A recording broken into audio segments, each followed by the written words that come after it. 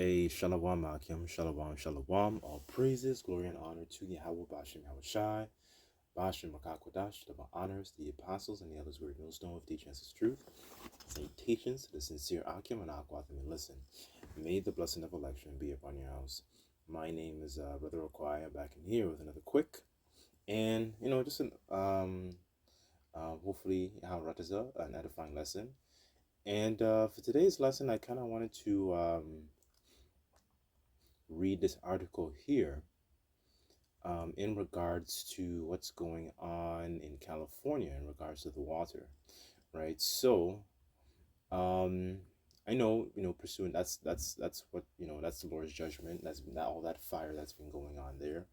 Like the scriptures say that shall there be evil in the city and the Lord hath not done it, right? So we know all those fires are really is just like the scripture also says, those are scourges for amendment, right? Because we know the people down on that side, on the west coast, they live a very sodomite lifestyle, right? So, but there was some information that I came across yesterday that I kind of wanted to share with you, brothers. So, this is meet Stuart and Linda Resnick, the billionaire farmers controlling California's water. The Resnick Water Reserve, which holds 246 billion gallons, could sustain San Francisco for 16 years, according to the Associated Press. So I'm just reading here on the ibtimes.co.uk. So what I'll do, I'll provide a link in the description at the end of this video in the closing, right? So brothers can check it out. So it says, Stuart and Linda Resnick and his wife Linda are business partners and the wealthiest farmers in the United States. Each has an estimated net worth of 4.5 billion, making a combined wealth of 9 billion pounds. Right? So it says the wonderful company serves as the holding company for the Resnicks, numerous investments and agricultural businesses, according to Forbes. The wonderful company uses about 150 billion gallons of water annually for 175,000 acres of farmland. So right there, we see there is a little discrepancy. As a matter of fact, let me just open my calculator. Because if you subtract that from 246, that should leave you about with I want to say that's about 96. Let me just make sure my math is right. 1 second, Hakim.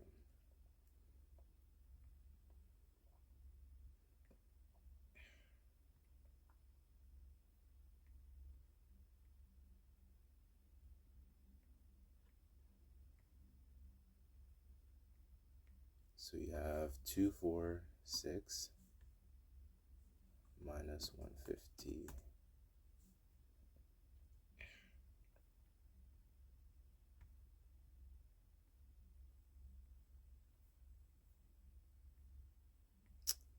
Uh, 96. There we go. Okay, my math is right.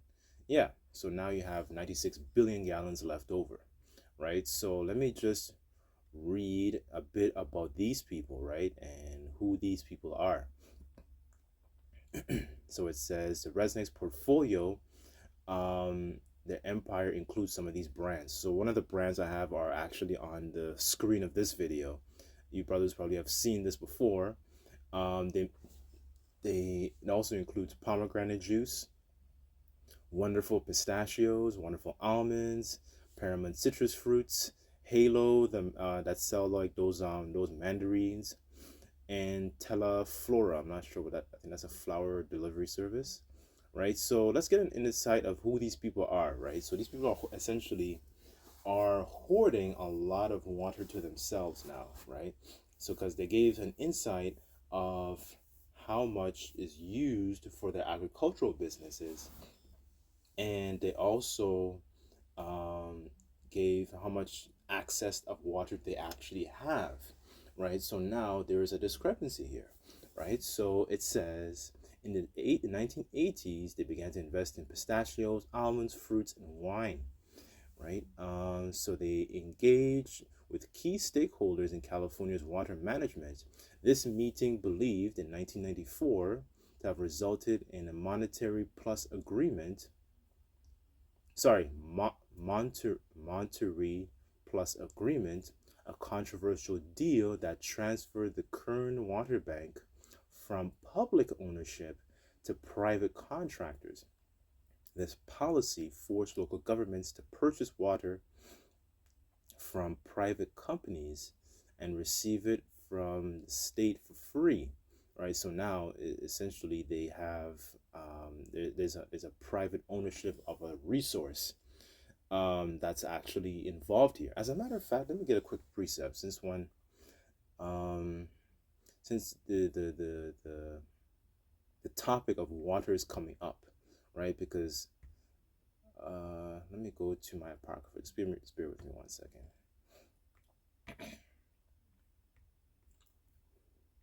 Because these people, and it gets juicier. Just bear with me on this. These people, they would look to commodify every goddamn thing, right? Ciroc, just bear with me on this. I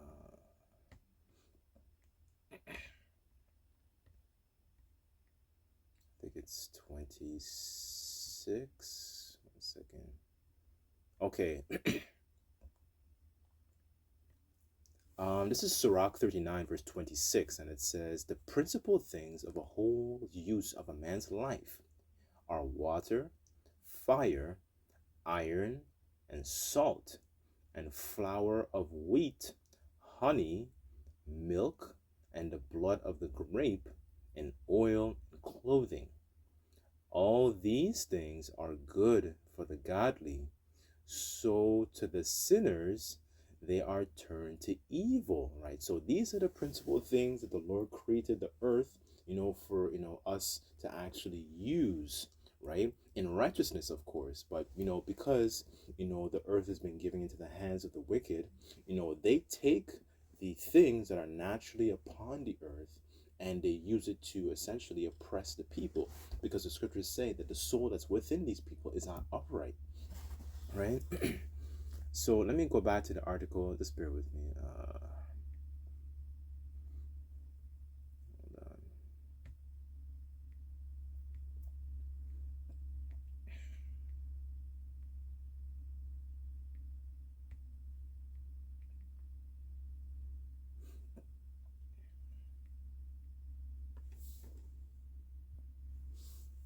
Okay, so let me just continue here. So it says the company gained control of the 50% of the waters of current water banks water, which Resnick's began selling back to local governments. Um, this practice has drawn criticism for decades, especially during the 2011 to 2017 California drought. Um, and that the residents profit a resource originally intended to be publicly accessible. And this is supposed to be public. Like the Lord created these things for us to actually, use, right? But this is what happens when you have unrighteous rulers ruling over the planet, right? Let me get this here. Okay, let me go back to Sirach 1 second.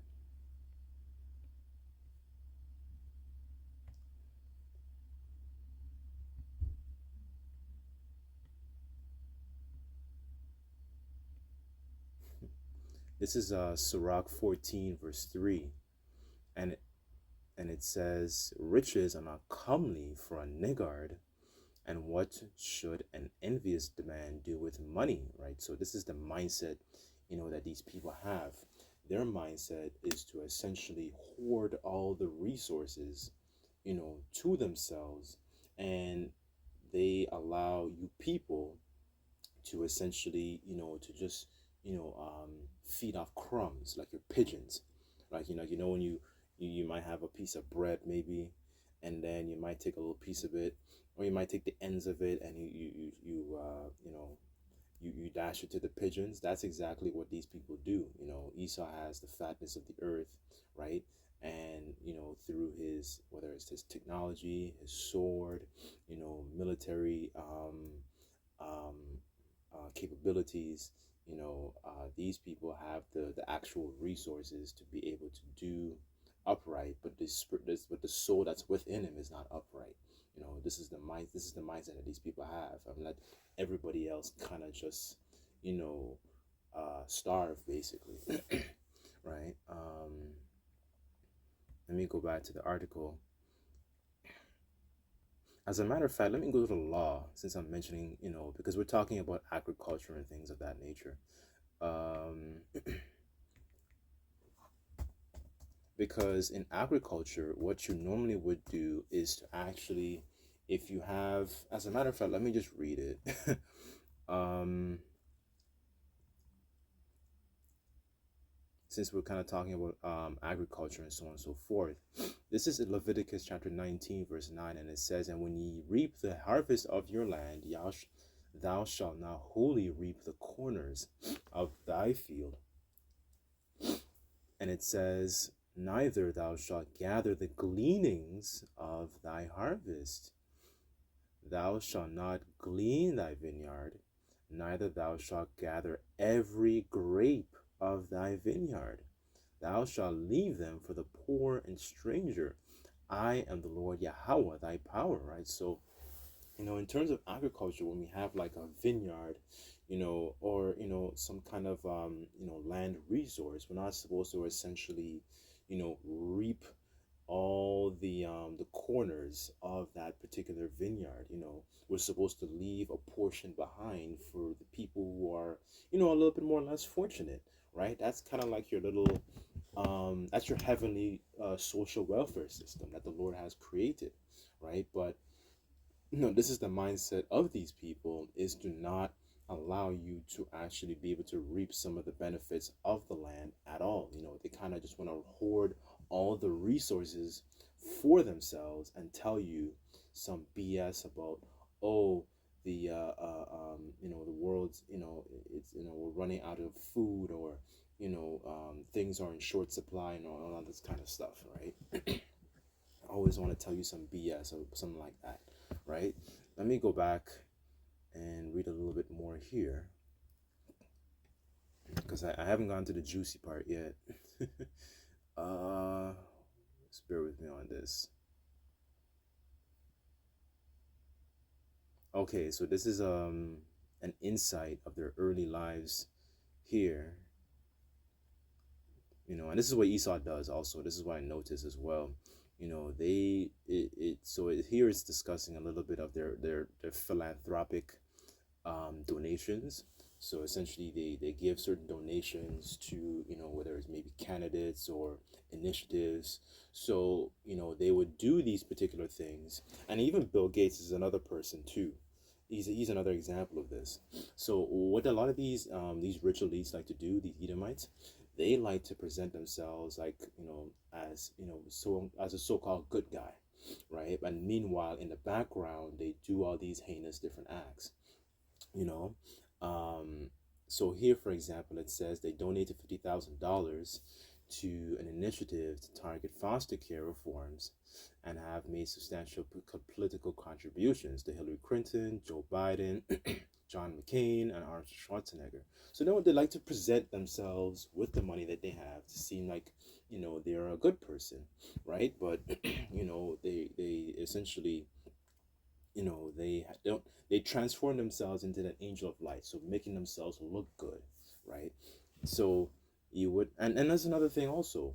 The earlier point I was making about Bill Gates. Bill Gates does the same thing. He has his foundation with him and his wife, and they present themselves as people who are, for the people and care about the people. But these people are not wise. Let's go to Job 32.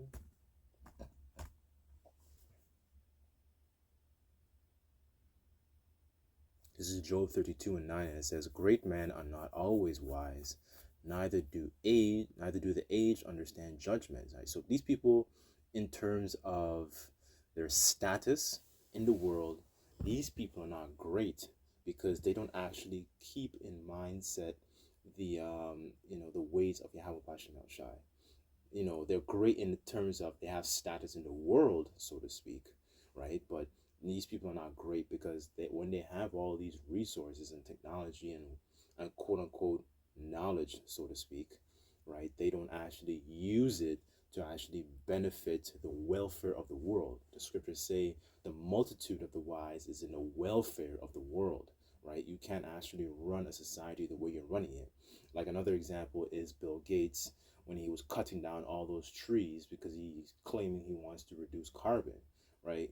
Like you're not supposed, and that's another thing in the law also when you go into it, because there are certain trees you're not supposed to cut down because you need to use it for the meat of the you need to extract the fruits, so you're supposed to leave certain trees around, right? And trees play a very very important part in the welfare. You can say the environmental welfare, right? Between, because it's a healthy exchange between us as humans as well, that interacts with the trees, right? We breathe out the carbon dioxide, they filter out the what's it called, not the noise, it's the they help keep the place cool. They're able to like filter out dust and stuff like that, so they serve a lot of healthy purposes for the environment, right? They're homes for animals, right? So that's why when they cut down a lot of these trees, you see a lot of animals behaving very strange, because what a lot of these people are doing, like guys like Bill Gates, for example, what it does is it disrupts ecosystems. So you cause a lot of animals to roam about in the street and in the city when you do that. But these people don't think because they're not wise. The scriptures say that knowledge of wickedness is not wisdom, right? They're not wise. They're knowledgeable, but they're not wise. Okay, the juicy part. So it says Stuart Allen Resnick, 88, was raised in a middle-class J-ish family in New Jersey. His grandfather was a Ukrainian immigrant, and his father owned a bar. Stewart's entrepreneurial journey began with janitorial services company, which he founded and sold in 1969, while earning a pre-law degree in UCLA School of Law. His wife, Linda Ray Harris, hails from a J-ish family in Baltimore, right? So, these people are very, very good at that, pretending to be that angel of light, pretending to be somebody who is so-called righteous, but the people are wicked as hell, right? So, go to Jeremiah.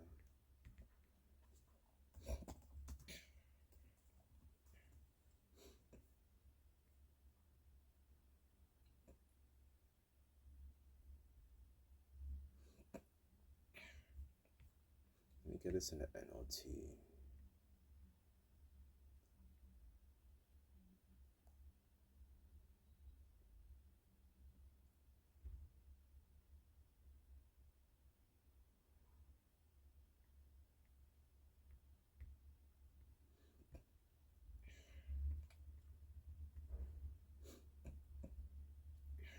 This is Jeremiah 49, verse 9, and it says, poison verse 10, and it says, those who harvest grapes always leave a few for the poor.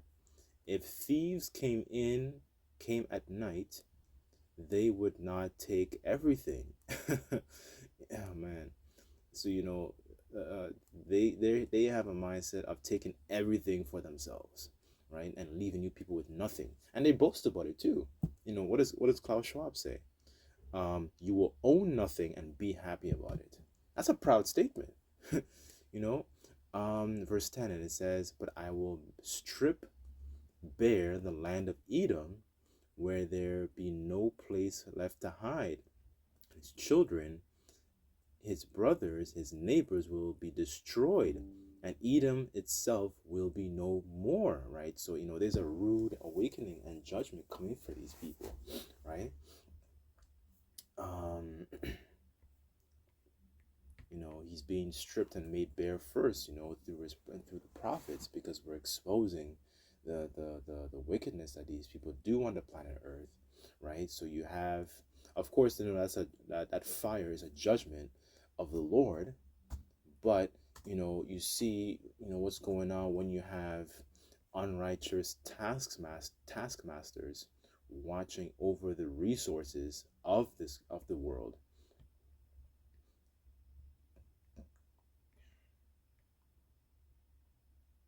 Let me go back to the KJV here.